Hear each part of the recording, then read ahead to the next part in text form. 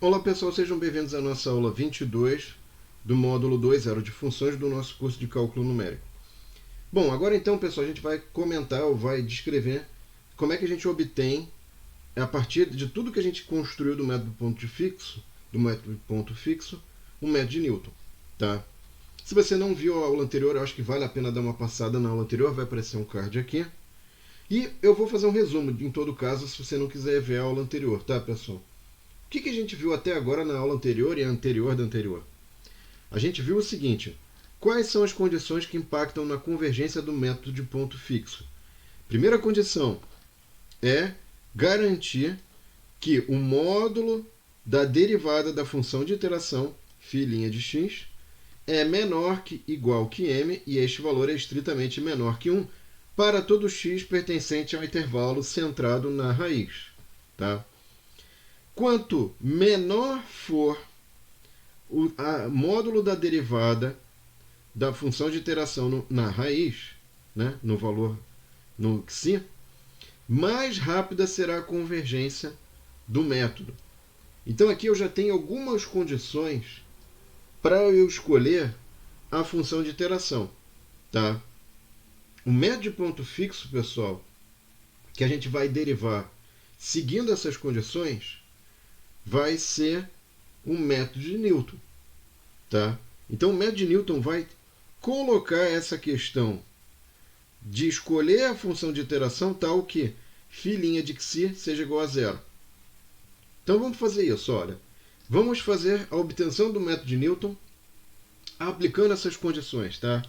Suponha, pessoal, que eu tenho aqui um f de x, uma função f de x, tal que existe uma raiz para ela. Tá? E eu posso derivar a partir dessa função f de x uma função de iteração φ de x. Tá? É possível obter uma função a de x, tal que essa função fornece para a gente φ' de xi igual a zero. Tá? Então, o que a gente vai fazer? A gente vai encontrar qual é esta função a de x que vai me dar essa condição aqui, que vai acelerar o método. Lembra lá que isso vai tornar a convergência do método, a ordem de convergência do método maior. E ordem de convergência implica velocidade de convergência. Tá? Muito bem. Então o que eu tenho aqui? Ó? Olha, eu tenho aqui φ de x igual a x mais essa função a que eu desconheço, a minha incógnita, e vezes f de x. Tá? Então aqui está numa função quase igual àquela que a gente tinha de φ de x. O que a gente vai fazer? A gente vai derivar ambos os termos da equação em relação a x.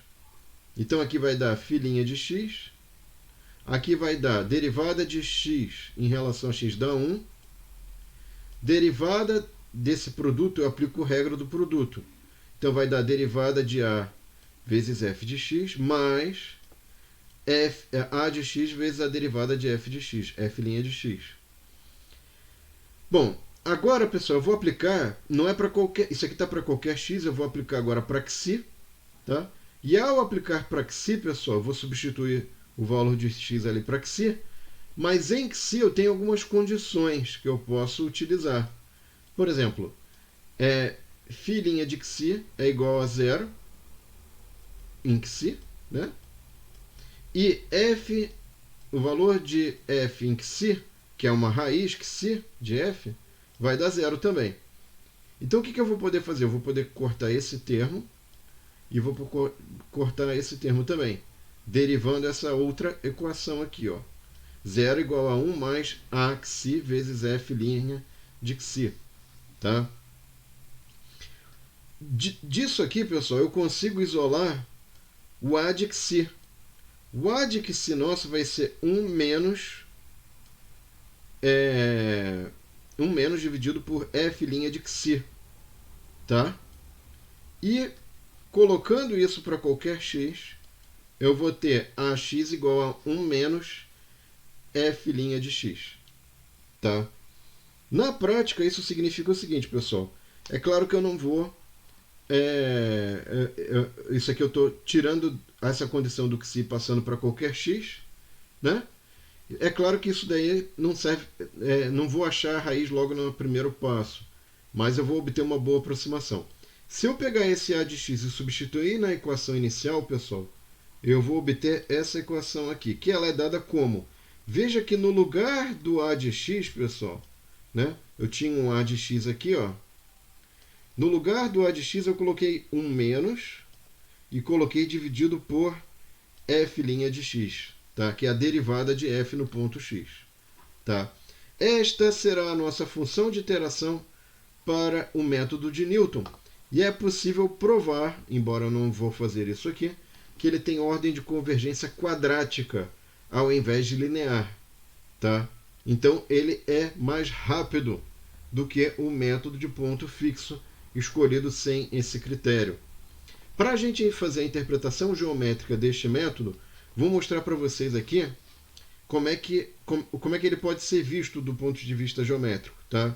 Então, suponha que você tem um valor inicial x0 e a partir dele você gera uma sequência xk, que vai ser obtida como? Através deste equacionamento. Tá? Mas o que significa ficar aplicando esta função de iteração sucessivas vezes? Vou mostrar para vocês. Olha, então suponha o seguinte: se eu pegar a função φ de x e num determinado ponto x de k, cujo valor da função é f de x de k, se eu calcular a derivada desta função neste ponto, né, o que eu vou obter, pessoal? Eu vou obter aqui, ó, f', né, de x de k. Tá? O que eu gostaria de chamar a atenção de vocês, pessoal? O φ de x é o vermelho. Tá? E o f de x nosso aqui é azulzinho. Tá? Então, qual que é a questão que eu vou colocar agora? Quando eu faço essa função de iteração, pessoal, na verdade eu estou escrevendo uma equação da reta tangente no ponto x de k, f de x de k. Por quê? Porque se eu pegar... Como é que eu acho a equação da reta, né, pessoal? Tem a equação clássica da reta que é... Eu poderia fazer y1 menos y0 igual a x1 menos x0, tá? Então, isso aqui é o quê? Eu posso achar a minha reta a partir de dois pontos. Se eu te der duas coordenadas de dois pontos, você acha, por exemplo, a inclinação da reta tangente. Mas aqui no caso, eu só tenho a coordenada de um ponto, que seria o y0 e o x0. Eu desconheço a coordenada x1 e y1, em princípio. Tá? O que eu tenho também? O que eu conheço também? Eu conheço a inclinação da reta tangente. Né? É só pegar o valor de f de x, derivar e aplicar f de x de k aqui. Tá? Então, quando eu faço isso aqui, pessoal, quando eu escrevo isso aqui, basicamente eu estou encontrando a reta tangente por meio do quê? Da informação de um ponto, das coordenadas de um ponto, no plano cartesiano, e da derivada da função, porque eu sei que tem que passar uma reta tangente ali naquele ponto. Tá? Aí o que acontece agora? Ok, e se eu pegar e quiser encontrar aonde essa reta vai cortar, né, no eixo, no y igual a zero. Né?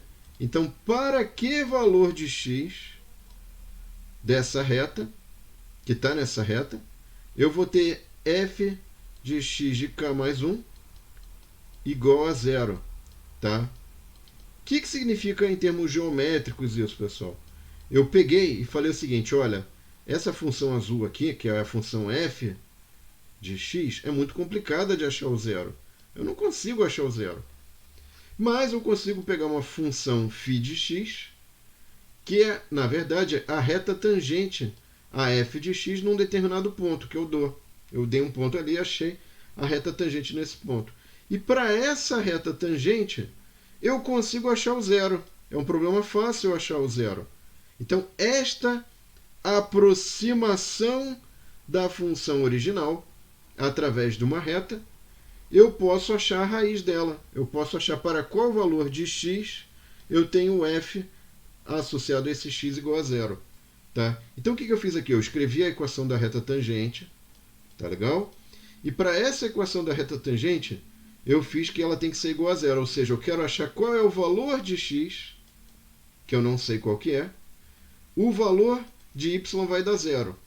Então eu escrevo agora, ó, x igual a xk menos f de xk dividido por f' de xk. Tá?